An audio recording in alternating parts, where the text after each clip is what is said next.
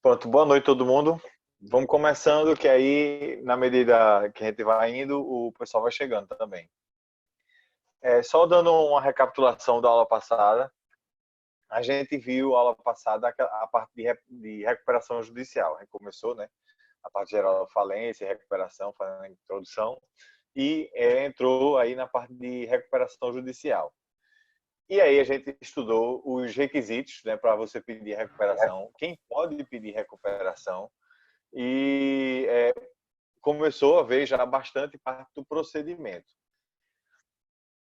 Eu falei já para vocês que a pessoa ingressa com pedido de recuperação no foro do principal estabelecimento, que é aquele que tem maior volume de negócios ou que, né, toma as decisões administrativas e tudo lá do referente aí à empresa. Esse aí vai ser o foro onde, né, a gente vai entrar com o pedido. Quem pode entrar com esse pedido é o próprio empresário. Aí, no caso dele ser um empresário individual e ser falecido, aí pode ser o cônjuge sobrevivente, os herdeiros e até mesmo o inventariante. Enfim, isso aí é uma parte bem geral mesmo. Mas agora vamos lá e pegar o embalo aí do processo. A gente pegou, né, fez a petição, preencheu todos aqueles requisitos, que não são poucos, para, como é que chama, e entrou lá com o pedido. E aí o juiz foi analisar. O juiz, quando analisa o pedido, inicialmente, ele vê essas partes dos requisitos e dos itens que tem que estar presente lá na petição. Estando tudo ok, o juiz dá um despacho. Ele ainda não dá uma decisão, ele ainda não toma uma decisão, deferindo ou indeferindo a recuperação judicial. Mas eu abri um parênteses aqui. Eu falo que ele não toma uma decisão deferindo ou indeferindo, mas ele pode sim já indeferir. Indeferir ele pode, porque se, por exemplo, tiver um requisito que não esteja preenchido e que não seja sanável, imagina que o requerente, né, o recuperando, ele não é empresário há 2 anos, no mínimo, né? Então, não dá para contornar esse requisito. Consequentemente, vai ter o pedido, né, denegado e vai ter aí indeferido, obviamente. Então, pronto, o juiz ele pode sim indeferir o pedido, né, denegar o pedido, mas não deferir. Por quê? Porque ele dá, nesse primeiro momento, ele dá um despacho de prosseguimento. Se tiver tudo ok, né? Ele dá esse despacho de prosseguimento que faz com que aí o processo caminhe para frente. Ele é como se o juiz estivesse dizendo, não, está tudo ok aqui, vamos seguir, vamos ir adiante. Só que nesse despacho também o juiz ele é incumbido de realizar uma série de atos. Não realizar uma série de atos, mas incluir no despacho uma série de itens. Por exemplo, tem a nomeação do administrador judicial. A gente já viu aí como é o critério para essa nomeação e tudo mais. Então, ele nomeia o administrador judicial, ele suspende a necessidade aí de certidão negativa, também suspende as execuções. Aí a gente também já falou sobre por que suspende as execuções e quais são as que não se suspendem, porque não são todas as execuções, não são todos os processos que são suspensos. Tem processos que não se suspendem e aí obviamente vai seguir o caminho deles. E outra coisa, a gente viu também o prazo dessa suspensão dos processos, que inicialmente é 180 dias. A lei dá 180 dias improrrogáveis, mas na prática, né, que eu digo, os juízes e a jurisprudência tal, viu que não é suficiente. Os 180 dias que a lei concede não são suficientes para que aí a recuperação judicial siga adiante, né? Alcance o estágio que era necessário para que essa suspensão tivesse sido eficiente. Consequentemente, aí a prática pegou e permitiu renovar esse prazo. Como eu falei, isso aí é uma decisão que foi adquirida na prática. Ou seja, como é aquela história, a prática influenciando aí o correr do processo. Beleza. Então, com esse despacho de prosseguimento, né? E o juiz não acaba por aí, não. Ele tem uma série de coisas para incluir lá no despacho, mas, visto essas partes aí, surge também agora vamos dizer assim, alguns trabalhos, algumas considerações aí, tanto para o administrador judicial quanto para o devedor. Para o administrador judicial, ele vai começar, né, ele vai tomar posse vai fazer, fazer o termo de compromisso no processo, e aí ele vai começar a analisar as habilitações, que todos os credores vão ter que se habilitar. E como é que chama? O administrador judicial vai ter que analisar essas habilitações. Em contrapartida, o devedor, o empresário devedor, ele vai ter aí correndo contra ele um prazo de 60 dias para que ele aí apresente um plano de recuperação judicial. Eu fiz um paralelo com vocês sobre esses prazos, né? Porque corre o prazo para o administrador judicial e também corre o prazo para o devedor. E aí, né, pegando bem a teoria da lei, a gente caminha os dois juntos e para os dois se encontrarem lá na frente, né, num ato que apresentaria todos os credores de um lado e o plano de recuperação do outro. Mas vamos dizer assim, apesar de na teoria esse prazo poder acontecer simultâneo aqui, o fechamento, né? Mas raramente acontece, sempre fica desincronizado, vamos dizer assim. E foi aí onde a gente parou. Vamos hoje falar mais sobre o plano de recuperação judicial e a Assembleia Geral de Credores e até mesmo o desfechamento. Acredito que hoje a gente já acaba com recuperação, inclusive já começa um pouco de falência. Não falta muita coisa, não. Pegando esse embalo, né, eu acabei de fazer uma revisão, agora que a gente vai começar mesmo vamos dizer assim, a parte nova. E acredito que até mesmo de agora a gente já viu várias coisas. Só que eu quero acrescentar também uma coisa ou outra aqui. E aí vamos lá. Onde é que a gente está no processo? O processo de recuperação judicial. A gente está justamente nessa parte de apresentação do plano de recuperação judicial. Boa noite, todo mundo. E aí, como é que chama? O plano vai estar lá disponível para todo mundo. Né?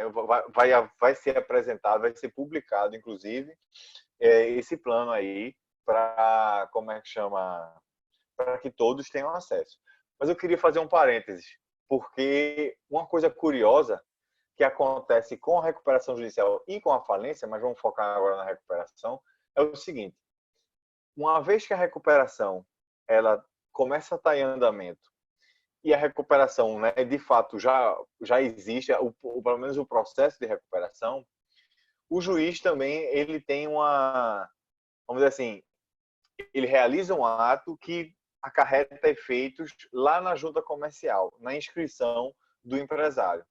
Ou seja, na hora que a recuperação ela é deferida, e aí a junta comercial vai receber um comunicado, né, um ofício, informando que a empresa recuperando, realmente agora já está em recuperação, e a junta comercial vai ter que colocar ao lado do nome empresarial e do registro da empresa em recuperação.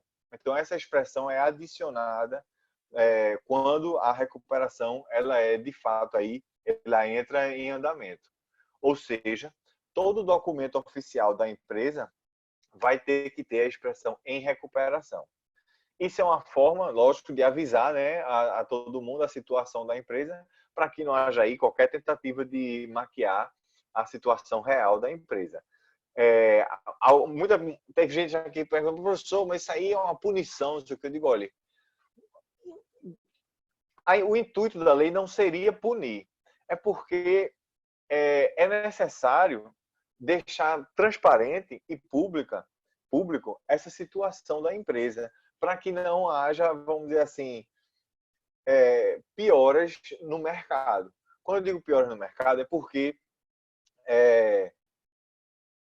todo mundo que vai negociar com a empresa, né, pensa, né, de acordo com o princípio da boa-fé, pensa que a empresa tem condições boas de pagar e não sei o quê.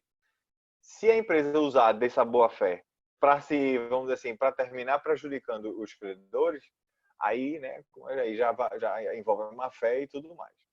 E ainda digo mais, agora pensando mais no processo de falência.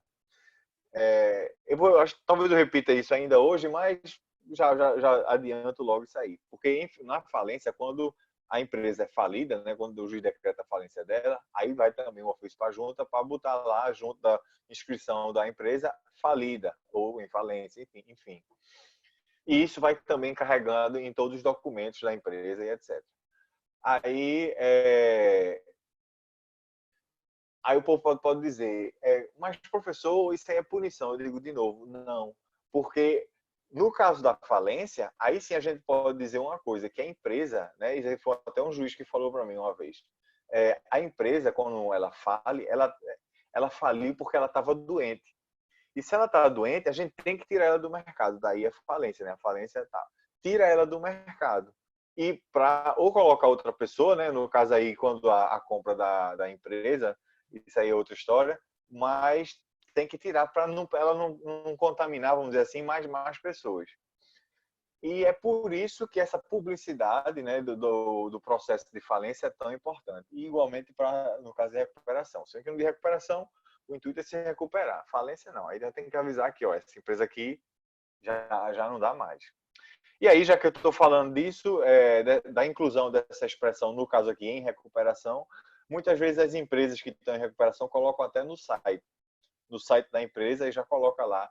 Muitas empresas, inclusive, elas colocam até, vamos dizer assim, um link para você analisar o plano de recuperação todinho e tudo mais. É interessante, é bom quando a empresa também permite essa transparência. Vamos voltar agora para continuar ainda no nosso processo aqui de recuperação. Pergunta.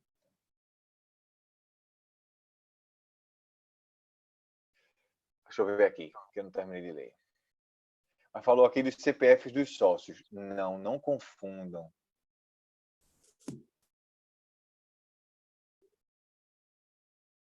Veja só, a pergunta foi a seguinte: eu tenho duas empresas, uma está em falência. Aí essa informação como é que chama? Vai se comunicar para o CPF dos sócios, até mesmo dos sócios que não estão, melhor, que são da outra empresa que não está falida. A pergunta foi essa. Agora deixa eu explicar. A gente já trabalhou isso lá em Empresarial 1 e vocês trabalharam mais ainda em Empresarial 2, a separação dos sócios para, como é que chama? Para a sociedade. Então, se uma sociedade fale, é ela quem fale, não os sócios. Entendeu? Então, se você não for sócio, não for sócio administrativo, né? Não for sócio majoritário e nem for sócio, como eu falei, sócio administrativo e tal, você não vai falir. Se você, de fato, administra a empresa, você é sócio e administra a empresa, então você vai falir. Ou se você é sócio majoritário e exerce a influência lá de um sócio majoritário, você também vai falir. Aí sim, o seu CPF não, vamos dizer assim, a sua inscrição na junta, né, vai estar lá atrelada da falência da sociedade. Mas você como sócio, um sócio que não seja esse, como eu falei, você não vai falir. Você pode sim ter outras empresas e não vai haver essa comunicação, a não ser que haja uma comunicação aí com relação à titularidade de empresa e tal. Mas aí, se forem empresas diferentes, não vai haver essa comunicação entre falência das empresas. E isso acontece bastante. Essa pergunta foi relevante por causa disso. Muitas vezes uma pessoa entra em recuperação judicial, né? Vamos dizer assim, eu tenho uma empresa, uma sociedade, e minha sociedade entrou em recuperação. E agora eu tenho outra empresa, pronto, essa outra empresa que vai me sustentar, porque está em recuperação, está em dificuldade. Ou ainda mais drástico, eu sou sócio de uma sociedade, a sociedade faliu. E agora, como é que vamos sustentar? Não, eu tenho outra sociedade que eu sou sócio dela e é ela que está entendendo. Isso não tem problema, isso acontece muito. É uma forma de você, vamos dizer assim, conseguir uma outra empresa, né, para tentar sobreviver e tal. Agora, contanto que não haja fraude, viu? Lógico que não pode haver fraude, aquela coisa de dividir patrimônio, aquela coisa, aí já começa a complicar. Agora, só um detalhe também, já que eu estou falando nisso e falando de falência, aí já adianto uma coisa. Quando a empresa fale, ela quebrou, vamos dizer assim, ela pronto, ela vai ser fechada e tal. E o empresário não vai poder exercer a atividade empresarial. Isso daí é uma consequência do processo de falência.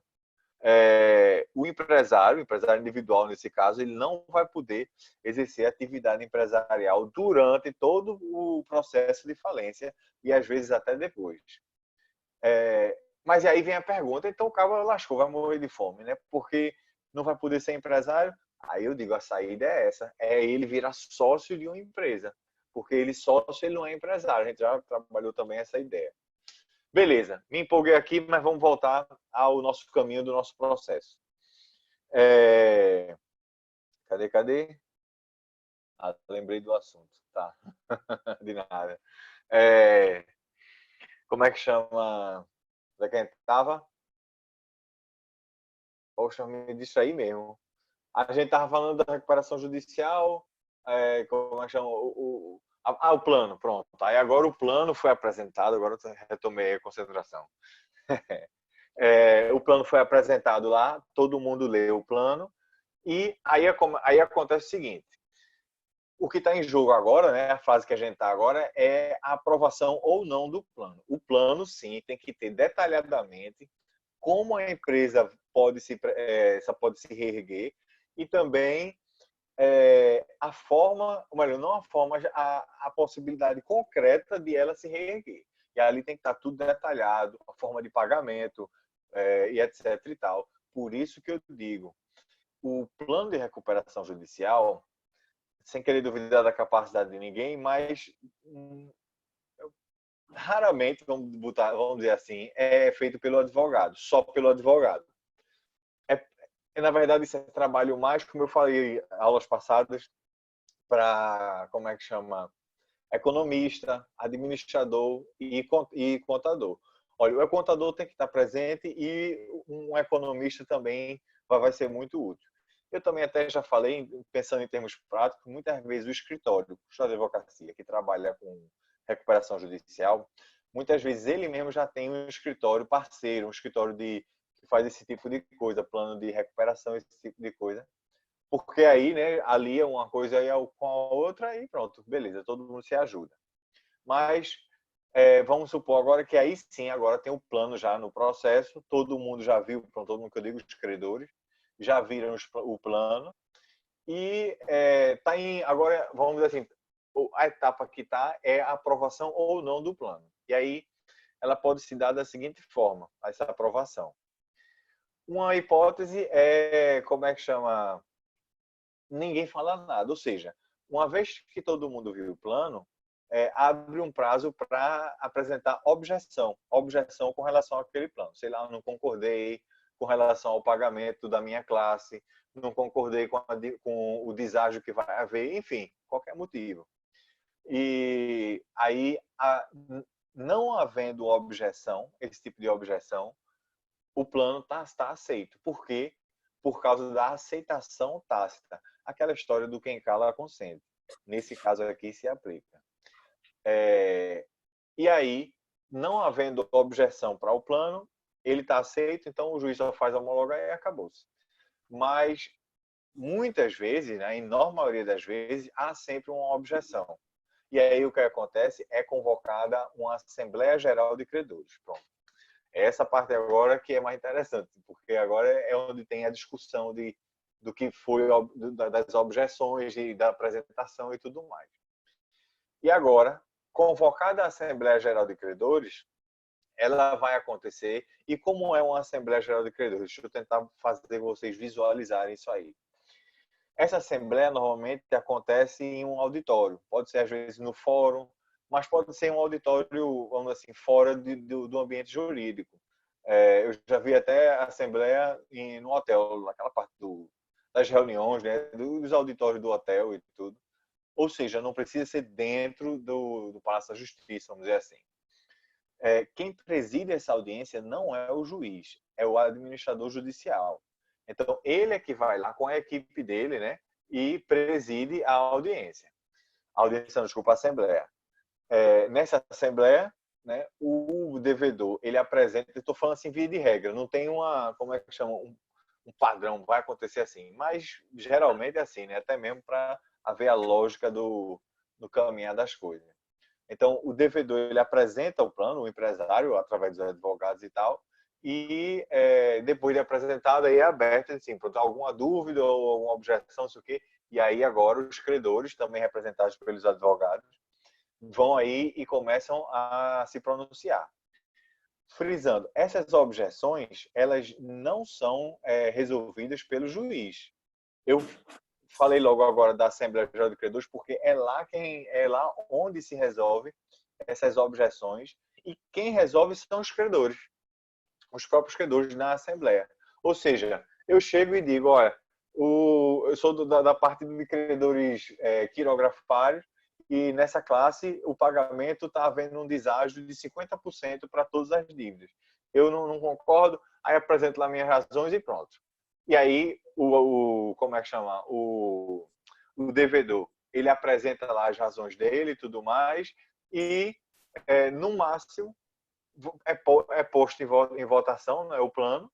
Eu posso votar contra, e aí, dependendo de como foi argumentado e tudo mais, outras pessoas votam contra, e aí o plano não é aprovado. Ou acontece o oposto, né? Como é que chama? É posto em votação o plano, todo mundo concorda, ou a maioria concorda, e o plano aí é posto em prática. Isso é assim, vamos dizer assim, eu estou tentando fazer vocês visualizarem uma Assembleia Geral de Credores. De novo, quem preside essa Assembleia não é o juiz, é o administrador judicial. Na Assembleia, eu estou citando aqui, eu estou falando aqui da aprovação ou não da Assembleia, mas a Assembleia também tem poderes de modificar o plano. Então, imagina de novo, eu sou um credor, aí está lá na Assembleia, aí em vez de propor como é que chama, a rejeição do plano, eu digo, olha, em vez de você, como é que chama, dar o deságio de 50% nos créditos quirografários, por que não dar um deságio de, sei lá, de 30%, né? Aí, se o devedor concordar, isso também vai ser votado depois. Agora, primeiro ele tem que concordar, porque se ele não concordar, nem vota, né? Porque é ele quem vai mudar o plano dele. Então, se ele concordar, é posto também em votação essa modificação e aí modifica o plano.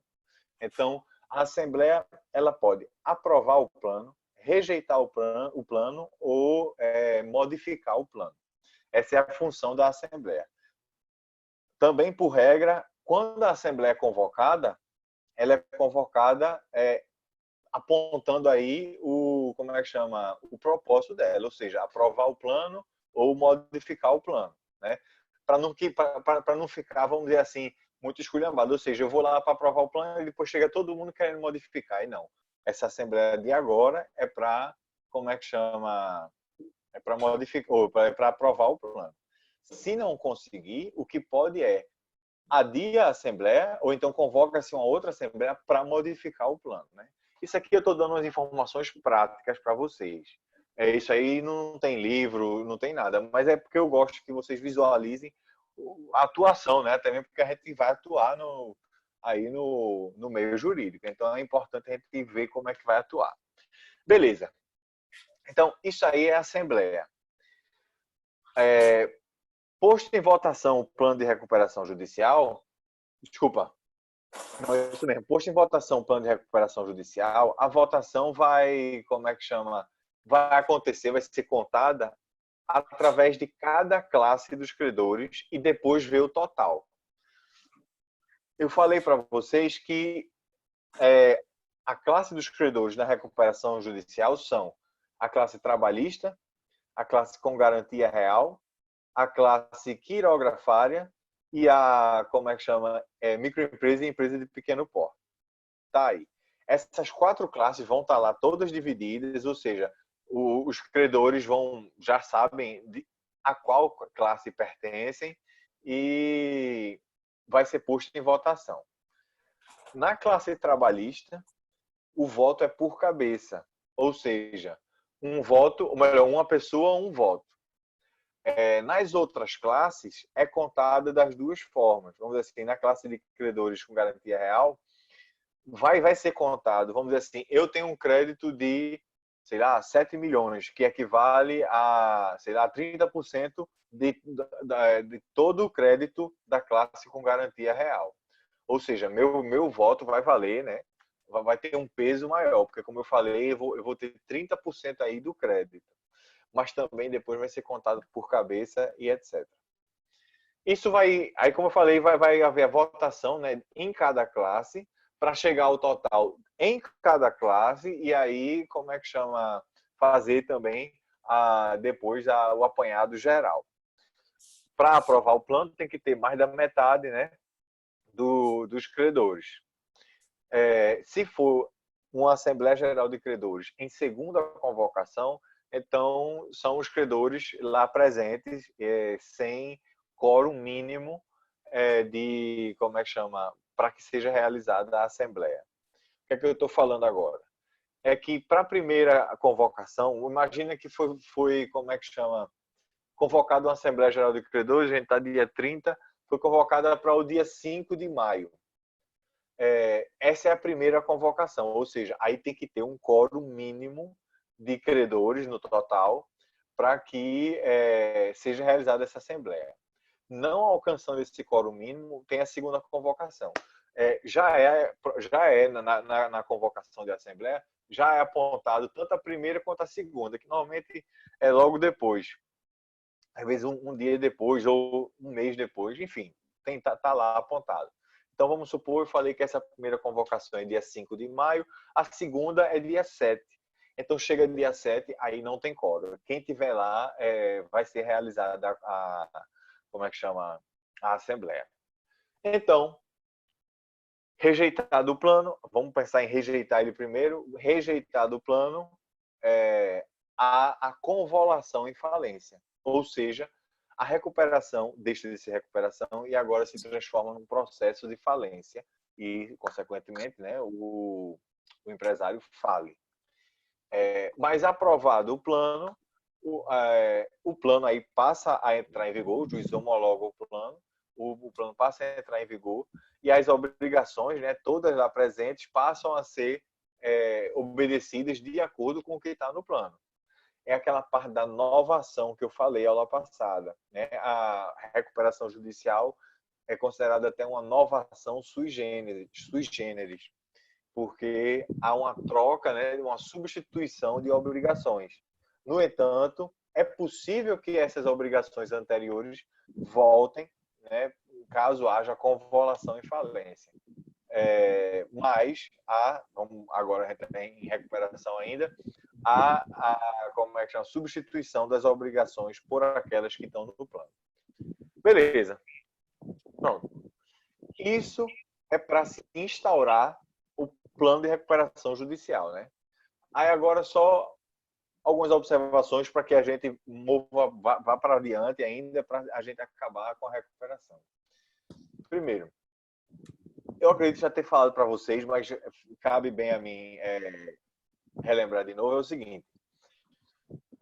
Durante o plano de recuperação, o empresário, né, já que ele está atuando, ele vai contrair novas dívidas.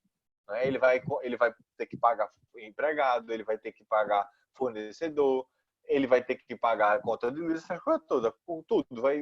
Vai ter que arcar com uma série de obrigações e continuar não arcando, mas adquirindo novas obrigações, novas dívidas. Essas dívidas são chamadas extraconcursais. Por que extraconcursais?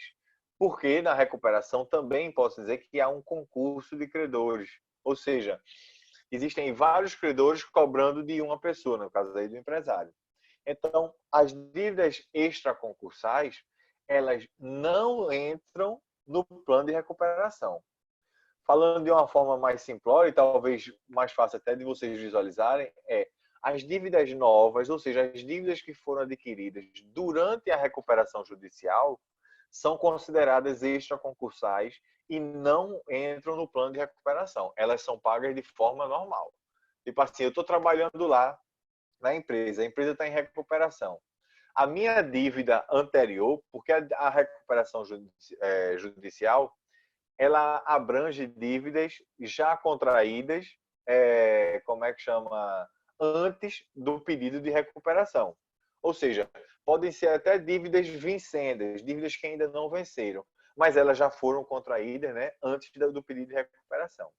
Essas dívidas que eu estou falando agora são dívidas novas, ou seja, são após a recuperação ou durante ela, eu estou adquirindo, né, no caso aqui, eu, a trabalhador, estou adquirindo novos créditos para cobrar do empresário. Essas dívidas, ou melhor, esses créditos meus agora, eles são extraconcursais e aí eu vou receber normal, né? Pronto, isso aí é para ficar claro essa parte de crédito concursal e extraconcursal. Por que eu estou frisando isso? Porque realmente, para definir e mostrar a vocês, é importante, como é que chama, usar essa parte das obrigações que estão continuando. Mas, por exemplo, entra como crédito extraconcursal os honorários do administrador judicial e até mesmo os honorários do advogado do empresário. Entendeu? Isso também é considerado crédito extraconcursal. Nesse ponto, para o administrador judicial e para o advogado empresário, é até mais relevante na falência, que eu vou voltar a falar sobre isso. Mas vocês já vão se acostumando aí com essa ideia. Eu estou me coçando aqui para fazer uma observação. Não. A aula passada eu mencionei que os processos trabalhistas eles não se suspendem. E como é que chama? E é mesmo aprovado o plano de recuperação, a Justiça do Trabalho também não para. Nem a Justiça do Trabalho, nem nenhuma outra. Com relação à falência, eu poderia até dizer, não, aí depois eles vão para a fila da falência. Mas no caso da recuperação judicial, nem isso acontece. Porque se, vamos dizer assim, o trabalhador ele entrou com ação na justiça, né? A empresa está em recuperação. Eu entrei com ação na justiça, sou trabalhador, entrei com ação na justiça. A sentença só foi sair depois. Poxa, então eu vou receber o crédito sem levar em conta a recuperação judicial, porque esse meu crédito foi adquirido após a recuperação. Ou seja, a ação trabalhista aí, as ações de forma geral não são, vamos dizer assim, influenciadas pela recuperação. A influência que tem é que se eu tiver uma ação, peraí, não, o administrador judicial não pode alterar o plano de forma alguma. Isso aí é autonomia do empresário. A pergunta foi: o administrador pode alterar o plano diante da necessidade? Não. Isso aí é autonomia 100% do empresário. Vem aí em voga a autonomia de vontade e o administrador, como representante do Estado, seria assim, representante do juiz, ele não pode, de forma alguma, alterar o plano de recuperação. O máximo que ele pode fazer é ver como é que chama, o empresário descumprindo o plano e aí pede a convocação em falência. Mas ele não tem autonomia. De novo, quem pode se recuperar e quem pode querer modificar o plano é o próprio empresário. Se ele não fizer isso, então não pode. E ele vai fazer isso, obviamente, o empresário, e vai ter que levar também para apreciação dos credores, né, através da Assembleia e tudo mais. Beleza. Então, eu falei aí de créditos extraconcursais, falei da aprovação do plano, e agora o plano da gente, ele está correndo. Ele está indo está correndo lá. A lei determina uma coisa que vocês podem achar até curiosa. Não, antes disso eu vou falar de outro jeito. O plano de recuperação, ele pode prever, na verdade, a lei dá uma autonomia, uma liberdade grande para o empresário fazer a orientação, ou seja, orientar como será a sua recuperação. Ele vai aí determinar como será o pagamento das obrigações, né, por ele contraídas e que são objeto aí do plano de recuperação. Esse plano, ele pode prever o pagamento parcelado de uma série de dívidas. E esse pagamento parcelado não tem limites de parcela nem limite de tempo. Obviamente, ninguém vai fazer uma recuperação, não, eu pago daqui a 100 anos, não sei o quê. Não, isso é ilógico. Mas pode sim ter um parcelamento já previsto com anos. Entendeu? Isso é incomum, dependendo da quantidade de dívida. às vezes as parcelas, eu fico falando isso na sala, mas vocês não sabem que isso é de fato acontece. As parcelas não são mensais, elas são semestrais. Ou seja, se eu tiver 5 parcelas para receber, por semestre, 2 parcelas é um ano. Tá entendendo o que eu quero dizer? Isso acontece. Aí vamos dizer o seguinte: pode haver um parcelamento, né? O pagamento que já está previsto no plano pode ser, como é que chama? É, pode ser longo, ou seja, como eu falei, 4, 5 anos e tal. Por que que eu estou fazendo isso? Falando isso? Porque a lei determina uma coisa curiosa. Agora vem a curiosidade. Ela determina que a recuperação judicial, ou seja, o processo de recuperação judicial, ele vale 2 anos. Aí você diz, gente, mas o cabo já está dizendo aqui que não vai pagar em 2 anos. Então como é que pode? Eu digo, pode sim. O plano de recuperação judicial, como é que chama? Ele dá, vamos dizer assim, uma série de direitos para o credor. Durante o prazo do processo de recuperação judicial, ou seja, durante esses 2 anos de processo de recuperação judicial, se o empresário não dá do plano de recuperação a convolução e falência, pode ser qualquer obrigação e para qualquer credor. Se não cumprir, vai lá em falência. Essa é a regra da lei, como é que chama? A orientação dura, crua lá da lei. Então, isso acontece durante, como eu falei, o processo de recuperação. Agora, o que pode acontecer o processo acaba. Né? Como eu falei, pode acabar aqueles 2 anos e aí é declarado extinta a recuperação judicial. Como eu falei, o processo de recuperação. Mas o credor ainda tem crédito para receber, ainda tem parcelas para receber que estão atreladas ao plano de recuperação. E aí, o que acontece? A lei determina que, uma vez encerrada a recuperação judicial e o credor ainda tenha créditos para receber ou parcelas para receber, esse plano de recuperação dele vai servir como título executivo judicial. Ou seja, ele não vai, se por acaso houver o não pagamento de alguma parcela, aí agora o processo não vai virar convolução e falência, porque não tem mais processo. Mas agora o credor vai poder pegar o plano de recuperação e entrar com a ação de execução na hora contra o empresário. Isso é o que a lei permite. Vou só repetir. Durante o plano de recuperação, havendo o descumprimento de qualquer obrigação prevista lá no plano, existe a convolução e falência, né? Então o empresário vai falir e pronto. E aí vai voltar às obrigações originais daquela história toda. Mas terminado o processo de recuperação, como eu falei, naqueles 2 anos, tal, e como é que chama? E ainda tendo obrigações para serem cumpridas, o credor vai ter como título executivo judicial o plano que foi homologado. Então, havendo descumprimento de qualquer obrigação, o credor pode pegar o plano e executar a dívida. Não precisa entrar com ação de conhecimento nem nada. Beleza. Essa é a regra que está na lei. Agora, nada disso, mesmo acabada a recuperação, nada impede que qualquer credor entre com pedido de falência. Mas vai ter que entrar com pedido de falência não pelo descumprimento da obrigação, mas sim pelos motivos que são elencados na lei. Esse motivo eu pretendo ver com vocês hoje. São 3 motivos lá, que estão 3 fundamentos que estão elencados na lei, que fundamentam aí o pedido de falência. Então, hoje eu acredito que a gente já veja como eu falei, esses fundamentos. Que mais? Então, isso acontece no plano de recuperação. E agora uma curiosidade.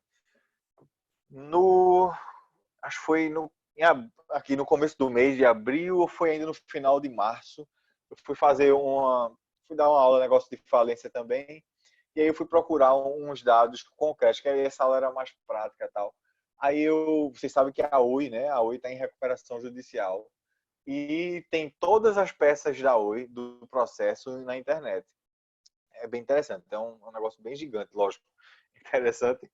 mas é longo. Se vocês quiserem ver o plano de recuperação da Oi, é grandezinho. Mas, enfim, um, aí coincidiu que o último andamento que tinha lá no processo foi justamente a Oi pedindo para prorrogar essa extinção da recuperação, ou seja, esses 2 anos. Ele estava pedindo para prorrogar. Aí apresentou lá os motivos, não sei o quê, e aí o último andamento foi justamente a decisão do juiz, que o juiz não acatou, ou seja, o juiz vai extinguir a recuperação e aí as obrigações que a Oi assumiu através do plano vão sofrer exatamente esse efeito que eu acabei de falar. Mas aí que tá, eu não sei que com certeza houve recurso com relação a essa decisão e aí eu não acompanhei, né? Eu só fiz isso para uma aula, mas vale aí a curiosidade também.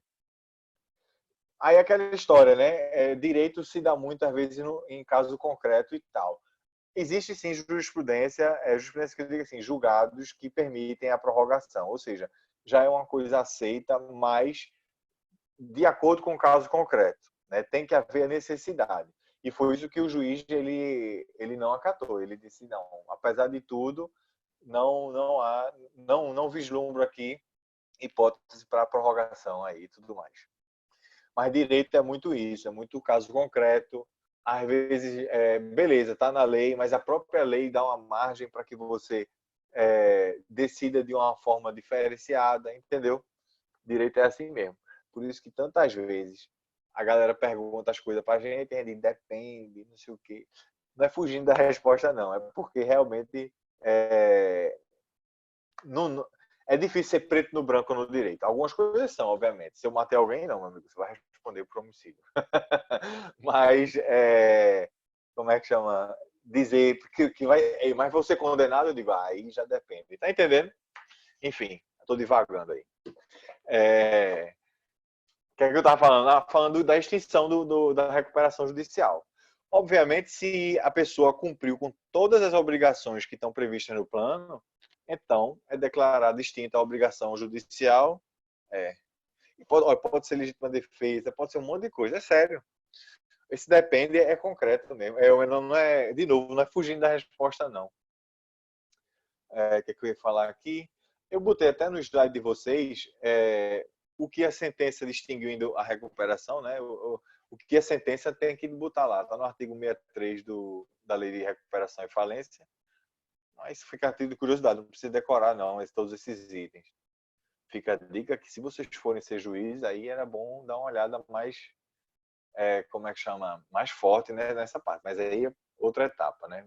Vamos pensar em passar na OAB primeiro, passar no curso, TCC. Pô, até eu estou preocupado com o TCC dos meus orientandos, mas isso aí é outra história. O que é que eu ia falar? Já falei, blá, blá, blá. Pronto. Isso foi recuperação judicial. Parece ser simples, mas não é não. Por quê? Porque as complicações, todas as matérias que surgem de apreciação acontecem durante a recuperação. O que eu apresentei para vocês, e é o que a gente pode apresentar, é como ela é estruturada e como acontece. Eu ainda faço questão de falar na aula toda essa parte aí prática e tentar fazer vocês visualizarem como é uma assembleia e tudo mais. Mas, como é que chama? Essa é a parte, vamos dizer assim, geral. Agora, o que acontece durante o prazo durante a recuperação judicial, aí acontece uma série de incidentes dos credores. Imagina, quanto mais gente, mais complicada é a situação. Em qualquer circunstância, até mesmo em festa, né? Então, acontece uma série de pedidos e aí e começa a complicar. E é assim. E aí depende do caso concreto também. Não, às vezes pode não ter incidente, às vezes pode. Sempre, de novo, aquela história, o caso concreto é que vai dizer. Então, vão preparados para se vocês forem participar da recuperação, se vocês forem ser advogado da empresa em recuperação, vai trabalhar um bocado. E se for também um credor, não é que vai trabalhar menos, porque você vai focar só num crédito, mas você vai ter que sim entrar na recuperação para, como é que chama? para reclamar o crédito e tudo. Já que eu terminei falando isso agora, eu vou fazer um aviso. Aviso assim, é uma realidade que é inevitável. Por mais que eu seja otimista, não, a gente não pode ser besta, né? É o seguinte, nessa situação que a gente está vivendo, todo mundo sabe que muita gente está lascada, né? Em termos, até mesmo com relação ao emprego, com relação a empreendimento, no tocante aqui ó, a parte de direito empresarial. Então, uma parte bem ruim que vai acontecer é, aí já sou eu prevendo aí o que vai acontecer, mas vai ter um aumento grande nos pedidos de recuperação judicial e falência. E o que é que eu quero avisar a vocês? Que é, agora, mais do que nunca, importantíssimo vocês saberem justamente isso, essa matéria. Porque aí vocês, não, mas eu não quero ser advogado empresarial, não. Mas aí vocês vão querer ser trabalhistas. Se a empresa falir, você vai ter que pedir lá no processo de falência. E vai ter que saber como pedir, vai ter que saber por que vai esperar, etc. E tal. Mesma coisa a recuperação judicial. Se você for advogado para um credor trabalhista ou para qualquer outro, e a dívida ela faz parte do plano de recuperação, então você vai ter que ir para a Assembleia Geral de Credores, você vai ter que saber o que é que pode impugnar, o que é que não, e etc. e tal. Então, mais do que nunca, esse tipo de processo está sendo muito relevante. E não adianta a gente fechar, né? Direito é assim, gente, não, eu só gosto de quê? Sei lá, pior ainda, eu só gosto de direito civil e direito de família. Eu digo, não, meu amigo, você tem que saber contratos, tem que saber como é que chama, direitos reais, tem que saber tudinho. Porque nada é fechado assim em si mesmo. Eu, pelo menos, penso assim. Obviamente, a gente não vai virar, não vai virar sabe tudo, porque aí também, para mim, é o caminho de não saber nada. Você quer saber tudo. Eu sou demais, não sou. Como é que chama? Mas, realmente, dê uma olhada nesse processo, porque na prática ele vai ser bem útil. Eu digo infelizmente porque, obviamente, a gente está lidando aqui com empresa em dificuldade e empresa que quebrou. Isso aí nunca é bom. Mas vamos voltar agora, alegria, alegria. Vamos quebrar a empresa. A gente tentou recuperar a empresa e, como é que chama? Agora a gente quebrou. E agora vamos começar do começo com relação à falência. Né? Vamos pensar no que seria a falência. Eu mencionei isso já, eu só vou refalar não existe, mas vou falar novamente algumas coisas que eu já falei na primeira aula que a gente viu sobre falência, que é que a falência ela é uma execução concursal. Execução concursal porque, como é que chama? Tem vários credores cobrando de um devedor. Existe a execução concursal no processo civil, sem problema nenhum, no Código Civil também é previsto, mas de processo civil. Só que a falência é a execução concursal do empresário. E aí eu friso de novo. Só o empresário é quem pode pedir falência e recuperação. Entendeu? Então você tem que ser empresário para poder usufruir. E daí eu já retiro aí todas as sociedades simples. Vocês já estudaram, até comigo mesmo, eu martelei que só isso aí, é que sociedade de advogado vai ser sempre sociedade simples, porque né, o Estatuto da Ordem proíbe que seja empresária. Então, sociedade de advogados não pode pedir falência nem recuperação. Cooperativa, a lei também determina que é sempre simples. De novo, não pode pedir recuperação judicial nem falência, nem ser falido. Enfim, também está de fora o que a gente viu para recuperação judicial, que eu até disse que serve para os dois. E agora, como eu falei, eu estou falando novamente. Empresa pública e sociedade de economia mista não podem pedir falência com base na Lei 11.101. E também o artigo 2º, artigo 2º, inciso 1º, fala empresa pública e sociedade de economia mista não podem pedir falência, né, nem recuperação com base nisso aqui. E no inciso 2º vai falar uma série de outras empresas que também não vai ter a lei de recuperação e falências aplicadas a ela. Instituição financeira, seguradora, como é que chama? Com consórcio de crédito, esse tipo de coisa, não pode pedir falência nem recuperação com base na Lei 11.101. Atenção, pode até haver uma lei específica para que essas empresas peçam falência, e aí essa lei específica que vai reger a falência de determinada empresa. Eu estou falando isso porque banco pode falir, mas não com base na Lei 11.101.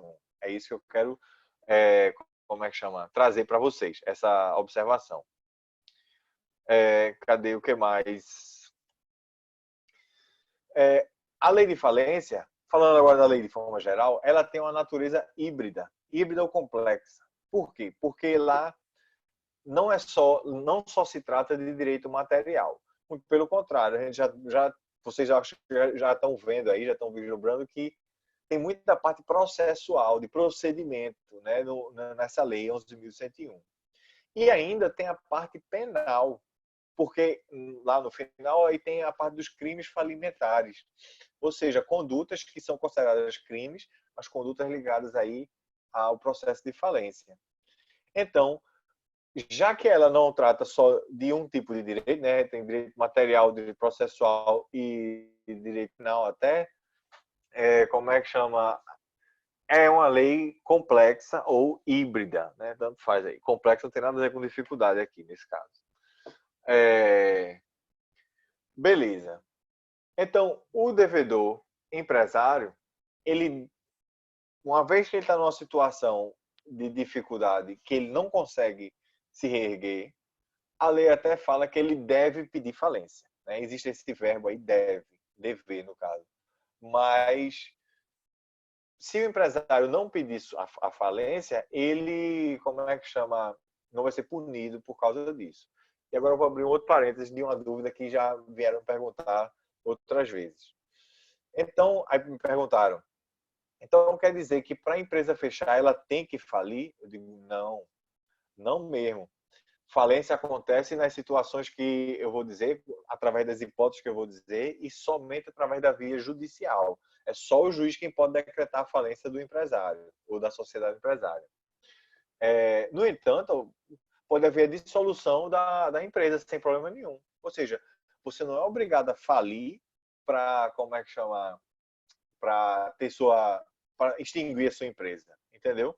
Você pode fazer uma dissolução sem problema nenhum, se regendo aí até mesmo pelo Código Civil, entendeu? Não tem problema quanto a isso.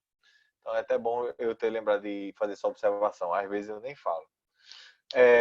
A falência, como eu falei para vocês antes, né, quando eu estava falando agora de recuperação judicial, eu disse que a empresa ela fale porque ela estava doente. Então é necessário afastar ela do mercado, né, da sociedade no caso, para que aí ela não contamine outras empresas e tal. Com base nisso, surgem aí dois princípios que, como é que chama, regem o processo de falência. E aí vocês podem achar que é contraditório eu dizer que o fato da gente afastar a empresa que estava ruim, afastar ela do mercado, faz com que a gente exerça o princípio da preservação da empresa. Aí você diz, meu irmão, se o cara está afastando, como é que ele vai preservar a empresa? Eu digo, olha, pense em empresa como atividade. Isso a gente também trabalhou lá atrás, empresarial 1, na definição de empresário. Empresa é atividade. Então, o princípio da preservação da empresa, ela preserva a atividade empresarial. Se eu afasto a empresa falida, né, a empresa que chegou a falir, eu permito que outra empresa vá lá e se utilize até mesmo dos bens da empresa falida para poder desempenhar ou a mesma atividade ou até mesmo uma outra atividade empresarial. E está aí o princípio da preservação da empresa. Agora tem outro princípio, né, que é o seguinte: uma vez que a empresa está falida, ela não tem condições de permanecer no mercado, mas aí também já é papel tanto do administrador judicial quanto do juiz. Como é que eu posso falar? Fala de uma maneira simplória, é dizer que fazer com que os bens eles valham mais, melhor, o máximo possível. Ou seja, conservar os bens para que eles não percam, não se desvalorizem, e aí, através da venda desses bens, né, desses ativos, se consiga mais dinheiro para a massa falida, para que aí haja o pagamento dos credores. Esse princípio visualiza a maximização dos ativos. Maximização porque a gente vai tentar tornar o ativo o mais alto possível. Quando eu digo tornar o mais alto possível, não é investir em não sei o que, fazer manobra, não. É uma coisa bem simples. Imagina, eu sou fazendeiro, planto soja, sei lá. Aí eu tenho um silo de soja lá, todo cheio. Silo, vocês sabem o que é silo? Não dá para saber assim. Pensa num armazém, pronto. Eu tenho um armazém de soja lá, todo cheio. Toneladas de soja lá dentro. Mas eu, antes de vender a soja toda, eu já fali. Ou seja, tem a soja lá toda estocada. Se eu deixar a soja lá parada, como é que chama? Vai ficar podre, né? Ou, no mínimo, vai ficar mais velha e não sei o que, vai valer menos. Então, qual é o dever do administrador judicial? Vende logo essa soja, pega o dinheiro e deposita. Entendeu? Para depois, né, distribuir, etc. Por quê? Para tentar maximizar o valor daquele bem, no caso aqui, daquele ativo. Enfim, isso daí são esses dois princípios que vão reger a falência. O princípio da preservação da empresa e o da maximização dos ativos. Uma forma também que a gente pode visualizar desse princípio da preservação da empresa, a gente pode visualizar ele na lei de falência, é quando acontece justamente a venda, né, dos ativos ou até mesmo da empresa falida ou em recuperação. Isso que eu vou falar serve tanto para falência quanto para recuperação judicial. A lei, ela enumera lá, quando a gente vai vender os bens da empresa falida, vamos falar de falência, ela enumera lá uma preferência. Quando eu digo preferência, não é obrigação, né? Mas ela prefere o seguinte, ela prefere que se venda a empresa toda, o estabelecimento inteiro, né? Porque quando se vende o estabelecimento inteiro, se alguém comprar, muito provavelmente essa pessoa ou vai desenvolver a mesma atividade ou vai desenvolver uma atividade empresarial semelhante, não sei o que, mas vai desenvolver alguma atividade empresarial. Se não for possível vender o estabelecimento por inteiro, então a venda de filiais inteiras, né? Mas, de novo, com o mesmo propósito, para que aí o interessado ele possa, como é que chama, exercer a atividade lá que ele deseja. Aí, só em último caso, né, como eu falei, começa o estabelecimento todo, depois vai para as filiais, depois, aí só em último caso é que é vendido os bens de forma individual, ou seja, eu vendo um caminhão ali, um computador acolá, e não sei o que, tá lá. Pronto. Isso aí é a preferência da lei. Mas nada impede que a venda também aconteça logo, sei lá, de forma individual, sei lá, entendeu? O cara quer comprar só os caminhões, e aí? Aí tem que pedir, o administrador judicial tem que pedir permissão ao juiz e é o juiz quem tem que autorizar. Essa venda de ativos acontece por leilão, tomada de preços e por pregão. Essas são as formas, vamos dizer assim, que estão apontadas em lei, que são a preferência, né, para que haja a venda aí de ativos. Leilão, tomada de preços e pregão. Pode haver a venda de outro jeito, ou seja, apareceu um cara, ele quer comprar, ele já está lá com o dinheiro, não sei o quê, mas ele diz, eu não quero participar do leilão, não, eu quero comprar, está aqui o dinheiro. Ele fala para o administrador judicial. O administrador judicial, ele deve pedir ao juiz para que a venda seja realizada de outra forma. E aí até uma venda direta pode ser permitida. Mas é o juiz quem tem que decidir. É por isso que quando eu falei de administrador judicial, eu disse que ele é um alonga-manos do juiz, ou seja, ele é uma extensão do juiz. E ele tem algumas prerrogativas e, como é que chama? Ele tem alguma autonomia, mas não muita. Ele tem mais uma autonomia de administração do que de decisão, porque as decisões têm que ser tomadas pelo juiz, entendeu? Não, o administrador judicial não substitui o juiz nesse ponto. As decisões, como eu falei, são tomadas ainda pelo juiz. Eu estou falando agora da venda de ativos, porque uma grande parte da falência, né, um grande propósito, é você vender os ativos para poder pagar os credores. Só que aí, vamos imaginar uma situação. Uma empresa faliu. ela tem um armazém para vender. Está lá o imóvel todinho para ser vendido. Como é que chama? Só que, aí vamos supor, sei lá, pegar alguém aqui que é interessado. Deixa eu ver. Não sei não. Vitor. Vitor, tem aqui Vitor o nome dele. Aí Vitor, ele é interessado para comprar esse armazém. Só que ele pega e diz, meu irmão, esse armazém, ele está vindo de uma empresa que acabou de falir. Então, eu vou comprar esse bem, mas de repente, no futuro, pode aparecer uma série de dívidas atreladas a esse bem que eu não estava nem sabendo. Porque essa empresa está falida, né? Está devendo. Então, é muito provável que esteja devendo também tributos e não sei o que, aquela coisa toda. Então, aí já acontece um desestímulo para que algum investidor chegue lá e invista em bens que estejam, seja em recuperação, seja em falência. Está entendendo a lógica? Isso que eu estou falando vale para recuperação também. Então, a lei, vendo essa situação, ela pegou e determinou que os bens adquiridos em processo de recuperação judicial ou em processo de falência, eles vêm livres de qualquer dívida, seja tributária, trabalhista ou civil, empresarial e tal. Então, no caso aqui, quem foi que eu disse? Vitor. Vitor, se ele quer comprar o armazém através do processo de falência, né, seja em leilão, enfim, ele aí vai pegar o bem livre de todas as dívidas, pegar o bem zerado. E aí quem vai pagar as dívidas continua sendo o devedor empresário, né, aquele que está falido. Beleza. Então, isso é importante. Isso vale tanto para a recuperação judicial quanto para a falência, porque é uma forma também de botar em prática o princípio da preservação da empresa e, como é que chama, fazer com que os investidores também tenham interesse aí em, como é que chama, impedir não, em adquirir bens da empresa que porventura faliu. Beleza. A gente está falando de falência, né? Eu já expliquei até um bocado de coisa do processo de falência.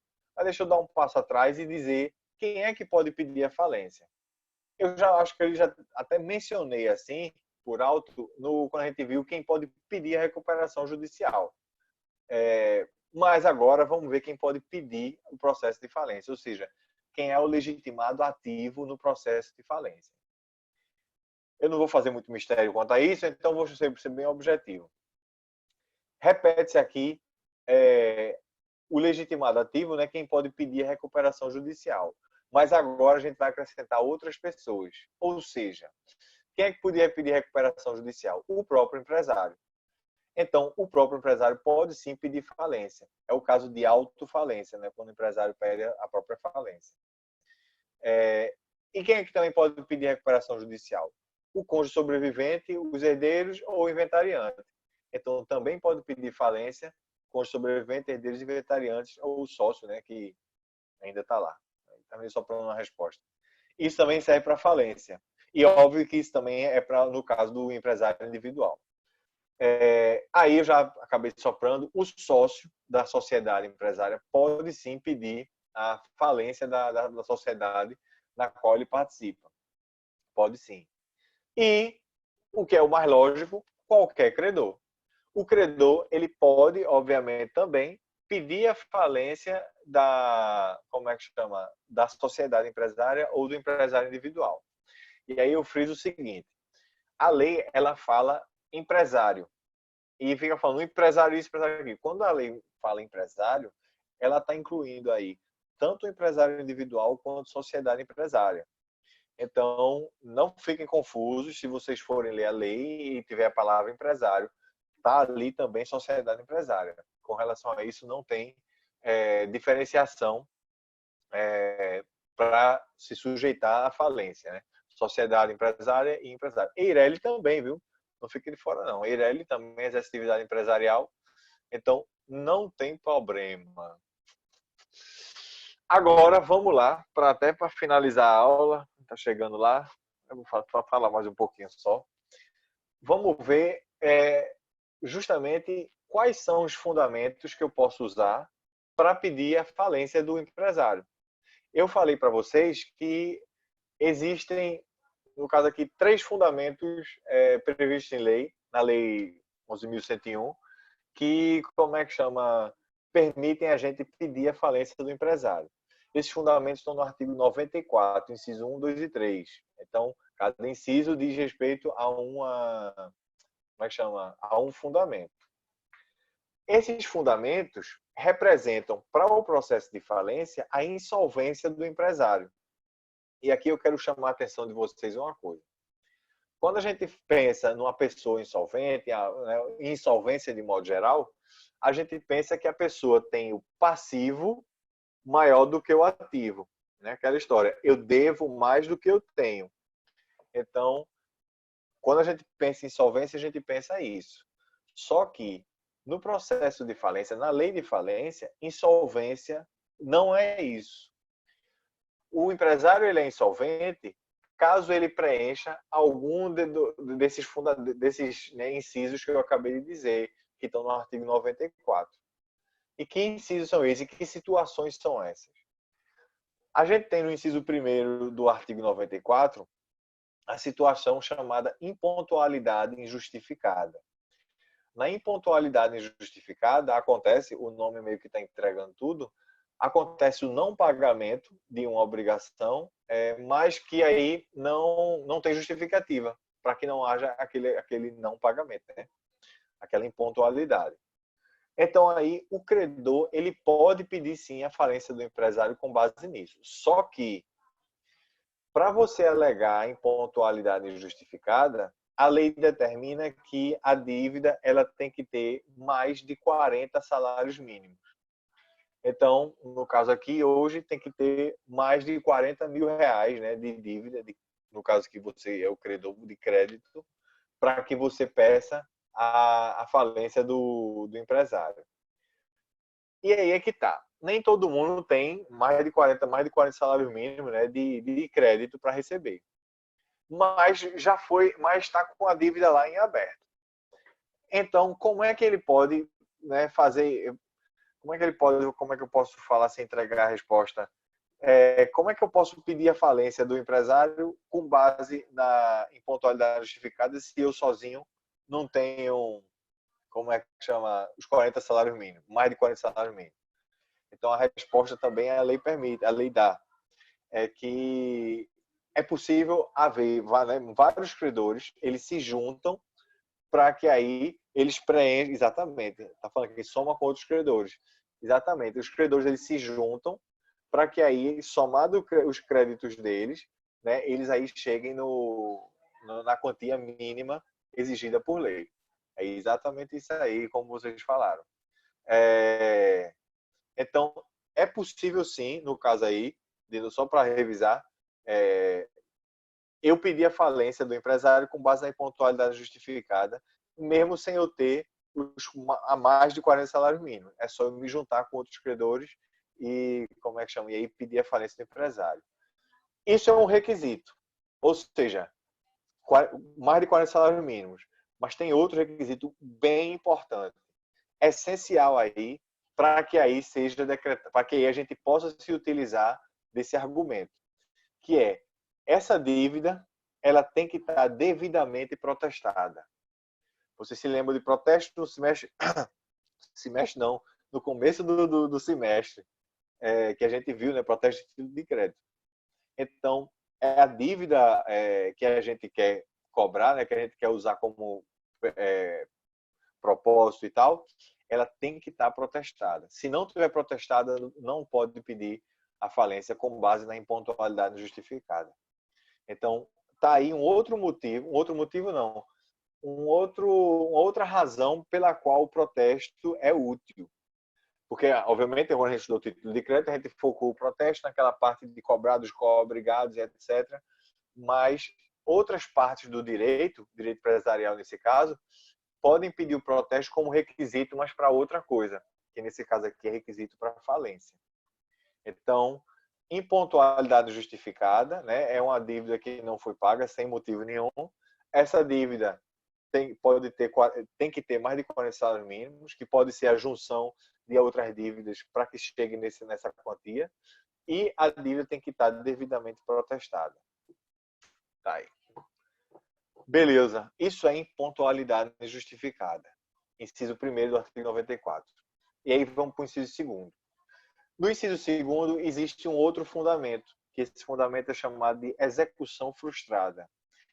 O que é a execução frustrada? Todo mundo aí já sabe o que é processo de execução, né? Então, com relação a isso, não tem explicação do número, não é que não tem explicação, não precisa eu explicar. Então, a execução frustrada é uma execução que está acontecendo, mas que nessa execução ela não foi paga, não foi depositado um bem a penhora e nem foi feito qualquer depósito que garanta a dívida que está sendo cobrada. Então, havendo o não pagamento, o não depósito de garantia e a não penhora, acontece a frustração da execução. A gente pode dizer que a execução ela é frustrada quando há o não pagamento, não depósito de garantia e a não penhora de bens lá para a execução. Eu frisei isso porque tem que ter esses 3 motivos aí, esses 3 fatores para que haja a frustração da execução. Feito isso, preencher esses 3 fatores, pronto, a execução está frustrada e eu posso pedir a falência do empresário com base nessa execução, com base nesse motivo. Beleza. Então, a gente viu agora de novo impontualidade justificada, que eu falei, aquela coisa do 40 salários mínimos, não sei o quê. Viu agora a execução frustrada, né, com esses 3 fatores. E agora o último pedido, o último fundamento do pedido, que são os atos de falência. Atos de falência, eles são atos, né, estão lá previstos em lei, enumerados pela lei, que caso eles aconteçam, há uma presunção de que o empresário ele já não tem mais condições de continuar. Entendeu? Há uma presunção de insolvência. Eu enumerei os atos para vocês, eu coloquei aqui no final do slide, né, o inciso 3º do artigo 94 e tal. É importante vocês lerem. Olha, todos os atos que estão enumerados são um bocado lógicos, né? Mas é importante vocês lerem. Eu não quero que vocês fiquem achando que vai ser decorar. Eu tenho que decorar tudo. Não, mas uma vez que vocês leem, né, várias vezes, vocês vão raciocinar mesmo sem vocês terem decorado.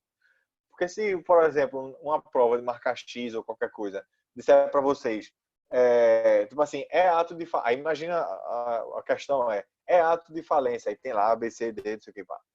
Aí o empresário viajou e não deixou um substituto para administrar sua empresa. É ato de falência. O empresário ele está cheio de dívida e está contraindo um empréstimo para pagar essas dívidas, ou seja, empréstimo atrás de empréstimo para poder ficar nessa bola de neve. Isso é ato de falência. O empresário ele está, como é que chama, dando os bens dele todinho em garantia, ou seja, ele está dando como garantia real, né, os bens dele todinho. E assim ele vai ficar sem bem livre nenhum. Isso é ato de falência. E por aí vai. Pronto. Vocês estão pegando como é que chama? O espírito da coisa. Ou seja, são situações que está na cara que o cara está lascado. Falando de uma forma bem simplória. Mas dá para a gente fazer esse raciocínio. Aí leiam essas alíneas que estão lá, que aí vocês vão ver. Mas agora eu quero trazer uma observação. Esses são os 3 fundamentos: impontualidade justificada, execução frustrada e atos de falência. Aí eu vou fazer a pergunta, mas eu vou responder, obviamente. Qual desses 3 atos, qual desses 3 fundamentos precisa de quantia mínima para se pedir a falência? Resposta: impontualidade justificada. Somente. Somente. A execução frustrada não precisa de qualquer quantia, ou melhor, qualquer quantia mínima, obviamente, né? Mas, atos de falência nem de quantia fala, são atos realizados pelo empresário. Então, só a execução frustrada, só a impontualidade justificada é que exige uma quantia mínima. E agora eu falo outra observação, outra pergunta. Qual desses 3 fundamentos exige que o ativo seja maior, ou melhor, o passivo seja maior do que o ativo? Resposta: nenhum dos três. Ou seja, para a lei de falência, a insolvência não é o passivo ser maior do que o ativo. Para a lei de falência, a insolvência se dá nessas três hipóteses. Aí. Isso, com relação ao passivo ser maior do que o ativo, fiquem atentos, porque às vezes uma questão ou outra pega vocês assim, distraídos, aí você, insolvência é isso. E, pô, não, para falência não é. Então, beleza. Trouxe aí as observações para vocês. E foi essa a aula de hoje, meus caras. Sou demais, viu? Não, tô brincando. Como é que chama? Mas foi. Com isso a gente viu, né, a primeira parte aí do processo de falência, que foi o que eu queria mostrar para vocês. E semana que vem a gente continua com falência. Tem bem mais coisa para falar. Mas não se preocupe, tá tudo indo bem e tudo mais. Foi uma pena que a Anne realmente ficou doente hoje, mas ela já disse que vai fazer prova difícil. Ou ela vai fazer, como é que chama? Reposição com vocês. O material está no portal. Aí, por acaso, esse não, porque eu não achava que ia dar essa aula hoje, né? Mas eu vou disponibilizar esse slide que a gente viu hoje, com relação à falência. Não, eu não falei. Boa pergunta. Mas, olha, eu comecei a corrigir a prova de vocês, falando da prova de vocês, eu tinha esquecido. Eu comecei a corrigir a prova de vocês, mas não acabei de todo mundo. Mas eu vou acabar. Eu espero que amanhã eu já lance a nota, ou no máximo sábado. Mas amanhã, apesar de ser o trabalho, todo mundo em casa, então eu vou ficar corrigindo prova. Então, eu lanço a nota e a gente se fala, viu? Não se preocupem. Eu não quero demorar para entregar a prova, ou a nota, no caso. Beleza. Então é isso. Vocês hoje agora já podem emendar no feriadão e aproveitar. Parabéns a todo mundo que trabalha. E nessa situação, pelo amor de Deus, é um parabéns grande mesmo, putz, incrível. Beleza. Vamos lá para não ficar deprimido. Vou acabar aqui a gravação da aula. E um abração para todo mundo. Até logo. Tchau, tchau.